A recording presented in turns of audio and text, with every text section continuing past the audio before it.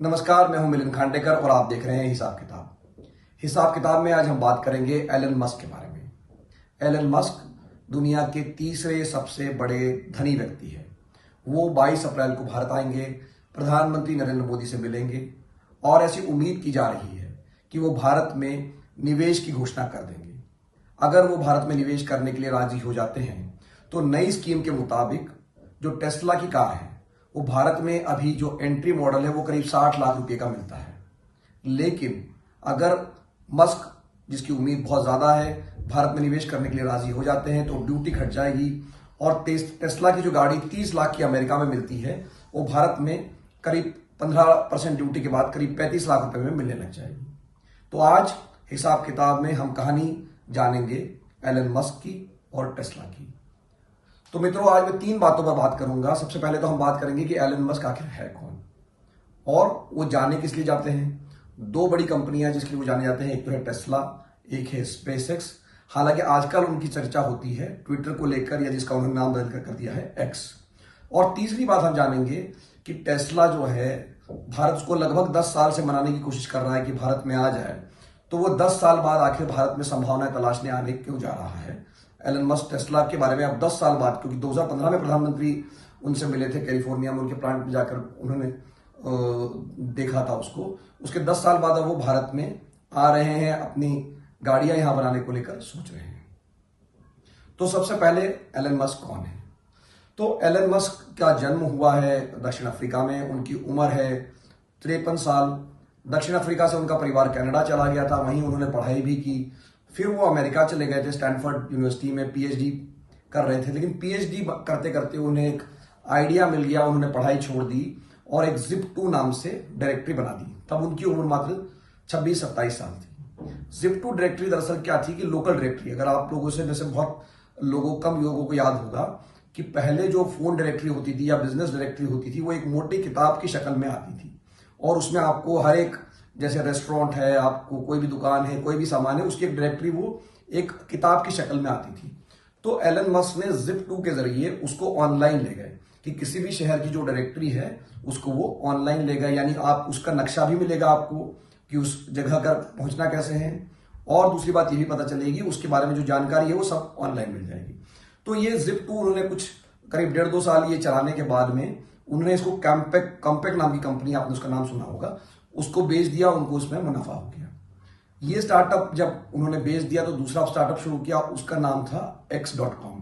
ध्यान रखिए कि उन्होंने अभी x.com या x नाम ट्विटर को अभी दिया है, लेकिन करीब 25 साल पहले जो उन्होंने काम शुरू किया था तो वो था x.com। तो x.com था दरअसल फिनटेक था, एक ऑनलाइन बैंक था। तो ये मस्क की सोच ये थी कि ऑनलाइन बैंक होना चाहिए, फिजिकल बैंक ही क्यों हो। अब आज हम देखते हैं पेटीएम है या फोन पे है, तरह तरह के फिनटेक्स है या ऑनलाइन। तब तो ऑनलाइन बैंकिंग भी नहीं होती थी, मतलब जो बैंकिंग है, मान लीजिए एचडीएफसी बैंक है या आईसीआईसी बैंक है, ये उस समय, ये तो मैं अपने देश की बात कर रहा हूं, लेकिन अमेरिका में भी उस समय बहुत कम बैंक जो है वो इंटरनेट बैंकिंग करती थी। तो वो उस समय से पहले अपना एक आइडिया लेकर आए थे मस्क, ऑनलाइन बैंकिंग का। ये भी उन्होंने करीब 1-1.5 साल चलाया और उनकी उम्र शायद 29-30 साल रही होगी। उस समय उन्होंने इसको पेपाल को बेच दिया। तो पेपाल भी एक ऑनलाइन पेमेंट प्लेटफॉर्म था, और जब पेपॉल को उन्होंने अपनी बेच दिया x.com को, तो उसमें उनको शेयर मिले। लेकिन अंत में क्या हुआ कुछ साल के बाद में कि ईबे, जो एक ई कॉमर्स साइट थी, उन्होंने उसको पेपाल को ही खरीद लिया। तो इससे मोटा पैसा मिला। जैसे पहले तो उनको मिला था जिप2 को बेचने से, लेकिन जब ईबे ने खरीदा पेपाल को तो बहुत पैसे मिले मस्क के पास। तो कम उम्र में ही वो जो है करोड़पति अरबपति बन गए, 30 साल की उम्र में। जब इतना पैसा आ गया मस्क के पास में तो उन्होंने सोचा कि अब इस पैसे का क्या किया जाए। तो उनका बड़ा फैसिनेशन होता था अंतरिक्ष को लेकर, दूसरी दुनिया को लेकर। तो 2 कंपनियों में उन्होंने जो निवेश किया, एक थी स्पेसएक्स और एक थी टेस्ला। पहले उन्होंने शुरू की स्पेसएक्स। तो बात पहले हम कर लेते हैं स्पेसएक्स की।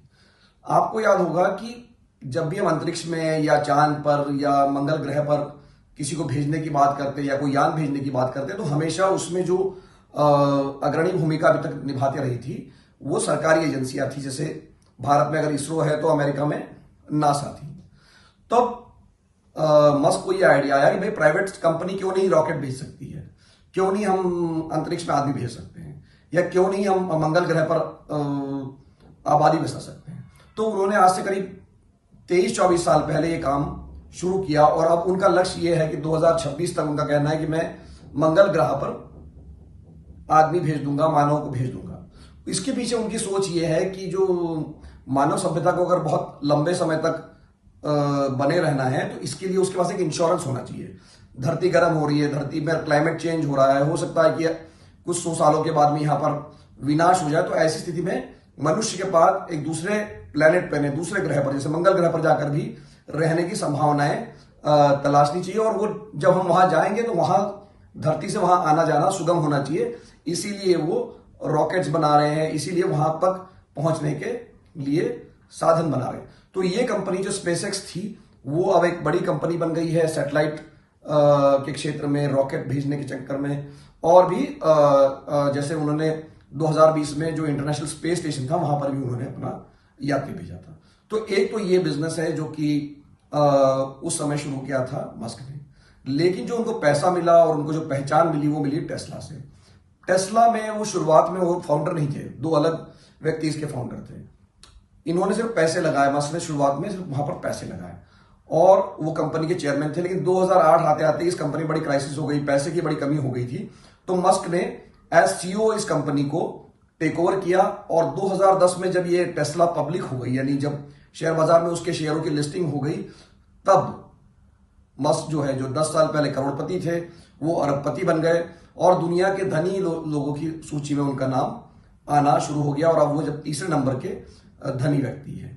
तो टेस्ला ने क्या चमत्कार किया दोस्तों? तो टेस्ला ने ये किया कि उस समय हर आदमी, हर कंपनियां जो है, ऐसा नहीं था कि पहले इलेक्ट्रिक व्हीकल्स बनाने की कोशिश नहीं हुई, लेकिन अच्छी क्वालिटी की गाड़ी, दिखने में सुंदर गाड़ियां ये बनाना शुरू की टेस्ला ने।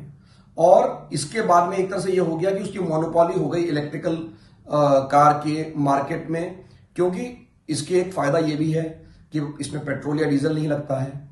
तो वो एक तो आप अगर जब उसको मेंटेन करेंगे तो आप उसको चार्ज करना, जिसके खर्चा कम आता है।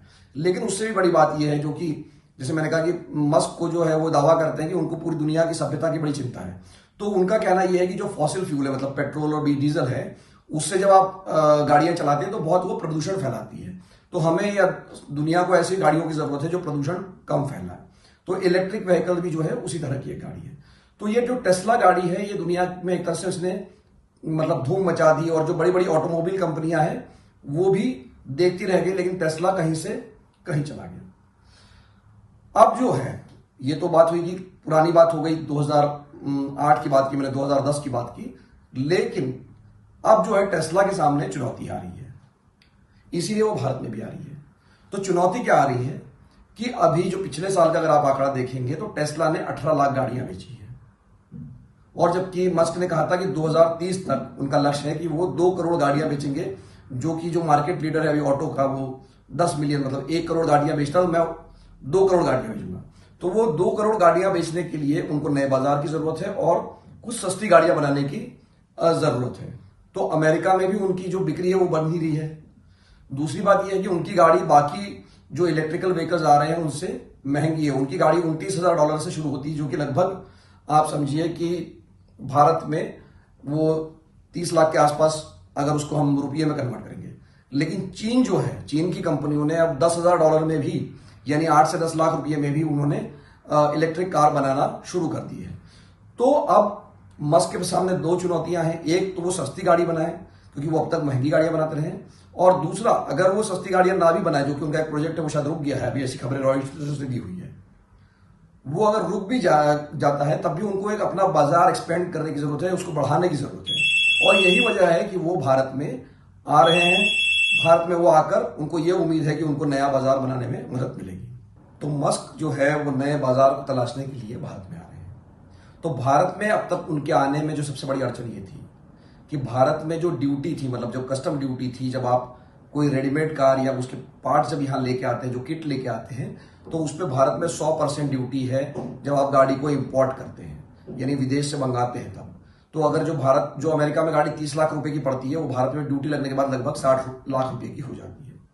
तो अब भारत सरकार ने पिछले महीने मस्क को मनाने के लिए या उनको यहां आमंत्रित करने के लिए एक स्कीम लाई है। इसका फायदा नेचुरली बाकी जो इलेक्ट्रिक व्हीकल्स बनाने वाले हैं, कार बनाने वाले हैं, उनको भी फायदा होगा।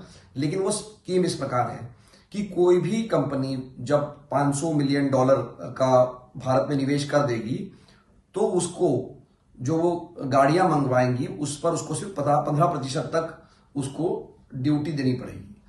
तो ये जो शर्त मतलब ये स्कीम जो बनी है उसका फायदा जो मिलेगा वो टेस्ला को मिलेगा। और यही उम्मीद की जा रही है कि अगले हफ्ते जब एलन मस्क प्रधानमंत्री से मिलेंगे तो वो ये घोषणा कर सकते हैं कि वो भारत में निवेश करेंगे। और जैसा कि मैंने शुरुआत में कहा कि जो गाड़ी अभी आपको 60 लाख रुपए के ऊपर 60-65 लाख रुपए की मिल रही है, जो एंट्री लेवल का मॉडल है, वो उम्मीद करते हैं कि जल्द ही भारत में 35 लाख की रेंज में मिलना शुरू हो जाएगा। तो दोस्तों, ये आज हमने कहानी सुनी एलन मस्क के बारे में। एलन मस्क कौन है, वो भारत में क्यों आ रहे हैं। आपके अगर कोई सवाल है इस वीडियो को लेकर तो कमेंट बॉक्स में डालिए, मैं उसका जवाब देने की कोशिश करूंगा। नमस्कार।